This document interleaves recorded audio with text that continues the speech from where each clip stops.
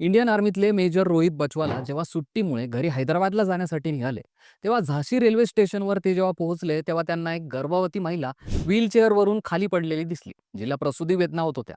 Major Rohit बचवाला यांनी तातडीने त्या महिलेची मदत करायचं ठरवलं. त्यांनी तिथे कसलीही सोय नसताना किंवा ऑपरेशन थिएटर उपलब्ध नसताना फक्त हेअर क्लिप्स, पॉकेट नाईफ यांसारख्या वस्तू वापरल्या.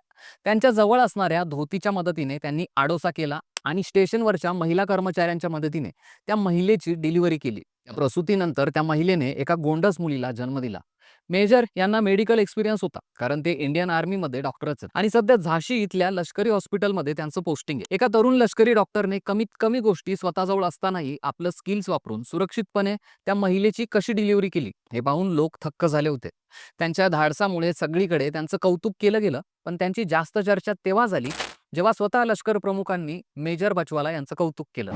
स्वतः सुट्टीवर असूनही कर्तव्याच्या पार जाऊन त्यांनी निस्वार्थपणे काम केल्याबद्दल लष्कर प्रमुख उपेंद्र द्विवेदी यांनी मेजर बचवाला यांचं कौतुक केलं आणि त्यांचा विशेष सन्मान केला. यामुळे आर्मीतले जवान फक्त युनिफॉर्ममध्ये असतानाच नाही, तर बाकी आयुष्यातही हिरो असतात, हे मेजर रोहित बचवाला यांनी दाखवून दिले.